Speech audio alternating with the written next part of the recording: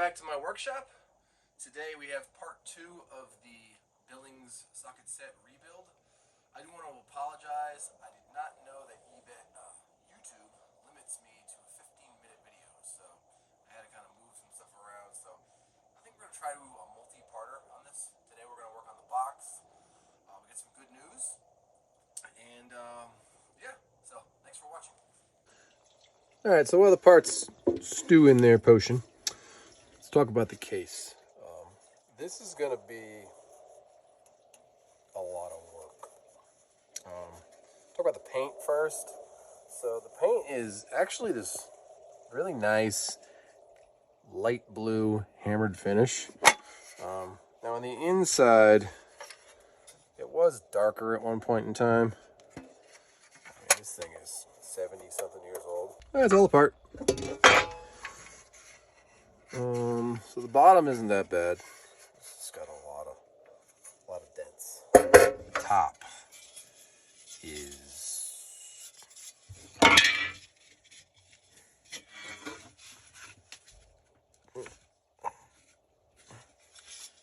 oh, I just made that work.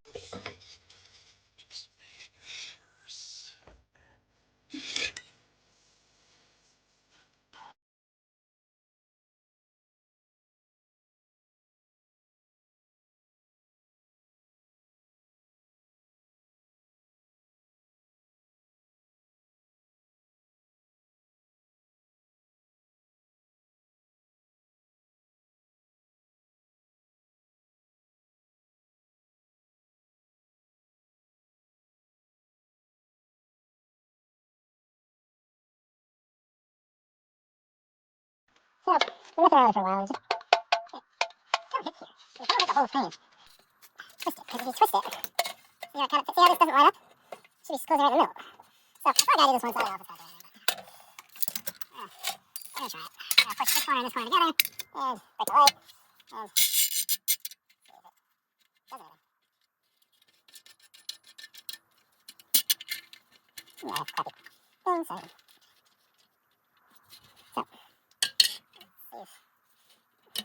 Exaggerate it a little bit there. See if that does anything. This is just. Actually, make it better.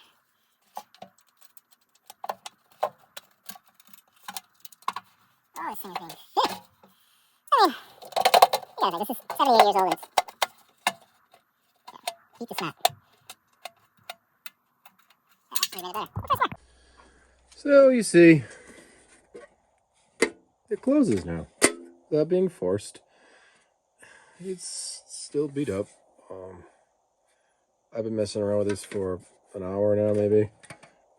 It closes really well now. You'll notice I broke off the little tab thing. I don't even know where it went, or how I'm going to fix that, or if I will fix that. But it closes. Yeah.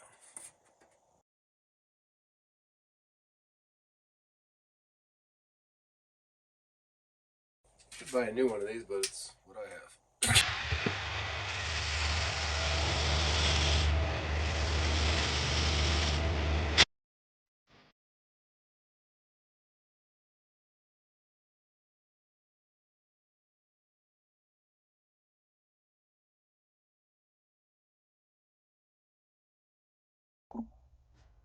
Look at that. Doesn't this look beautiful? It's like a brand new pressing. Yeah, no. It's rough. It looks like a car that somebody beat up and left outside and then went over with really heavy good sandpaper, which is essentially what it is. But I don't know. We're gonna prime it, see what happens. Obviously, there will be Bondo. And for those of you who say, are you out of your mind, Lefty? Why would you put Bondo on a socket set? I don't know. Watch another channel. That's what we're going to do. It's going to take some love. But on the good news, I found the paint for under $120. For under $100. I paid $60-something for the exact paint that I need. It is hammer finish, light blue paint, and I'm excited about it. All right, so now we're going to go into my very high-tech bulkhead painting booth and prime this. Welcome to my high-tech painting booth. The Bulkhead brand, very modern. As you can see, it is very air flowy. It is not in the basement.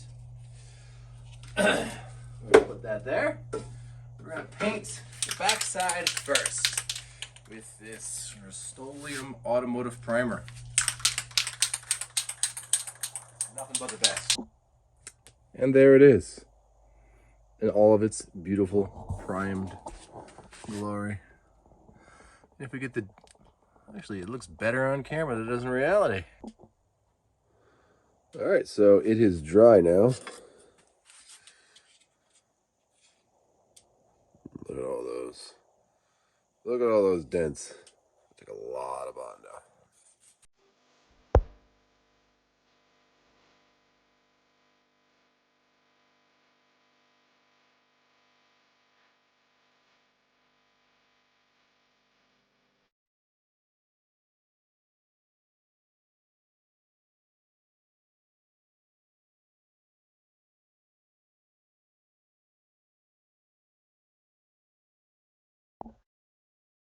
There it is, all glazed up like a wedding cake. Basically just coated it in Bondo because it had so many dents. And of course I made too much, which I always do, just in case. But now we're gonna let that dry. Good news today, we got the paint in. This is the paint that I spent $60-something on. The guy Eve was even nice enough to leave the original price on to let me know how much I got screwed. But, I mean, it's about as close as it's gonna get. Pretty darn close.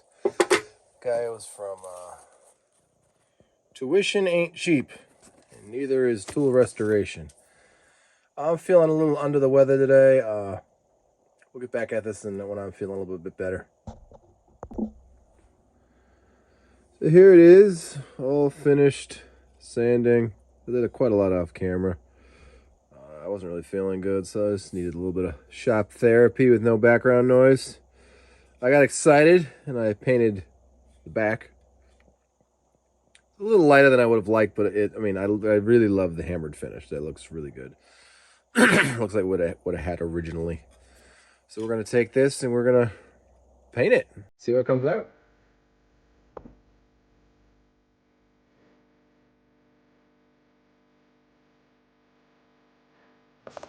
Look at the lid. I really like that. Nice big hammer pattern. The blue actually looks really good on this side. Must have shooken the can a little more. All right, here is the finished box in all of its beautiful glory. Look at that. It's not perfect, but it'll do. Just gotta put the pins back in. So the next part is we want to tape this off lightly. Nothing crazy. We're going to do what's called dabbing, I think the term is. I did not invent this method, but it works very well for restoring license plates. So these things back in the day, I mean, nobody had a stencil and was cutting these out with tape and with a brush. These are made in a prison. And a machine just went over and or brushed it or something on there. And that's what we're trying to replicate. So you get yourself an old t-shirt. Doesn't really matter. I find t-shirts work the best. And you just get your knife and you cut off a chunk. The size of a rag. Get it nice and rolled up. 2 zip ties. And you tighten it. I learned this method from Jeff Crocker, YouTuber. I've used it several times. Great effect. And then you fold it. Now even that might not be tight enough, but we're gonna try it. And then pull it again. The idea is to get it nice and tight and flat. Get a bigger zip tie for that one.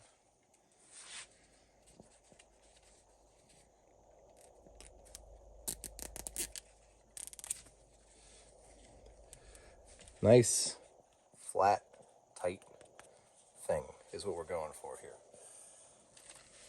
And then the rest of it is just however, I like to hold it like kind of like a pen.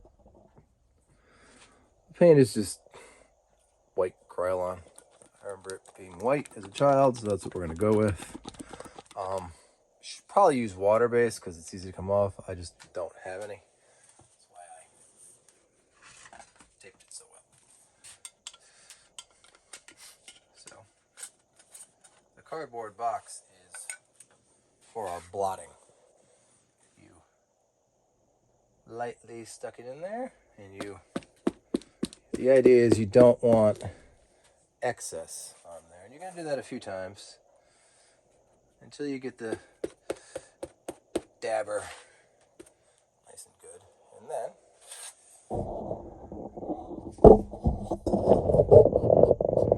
then you just take this, and the idea is an up and down motion.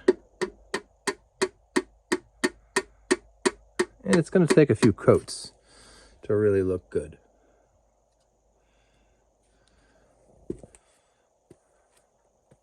Dabbing in each time.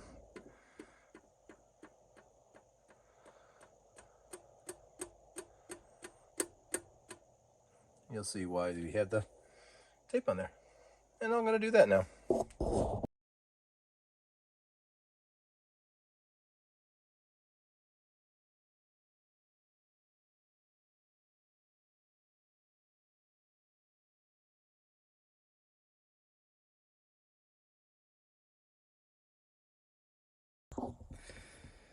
So there it is. You'll see I got more paint on the dabber box than on the actual thing. But that's okay. That's what we want. We want this to look factory-ish. Move that. Now I would remove this tape immediately because I'm impatient and I like to see what I build.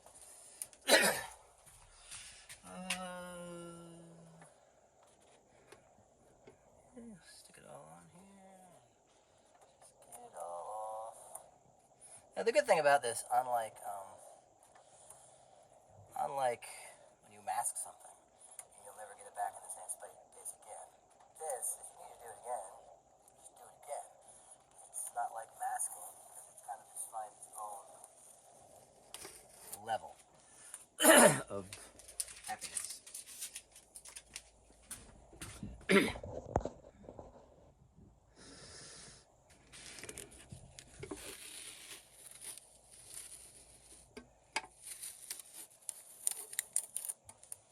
And doesn't that look beautiful?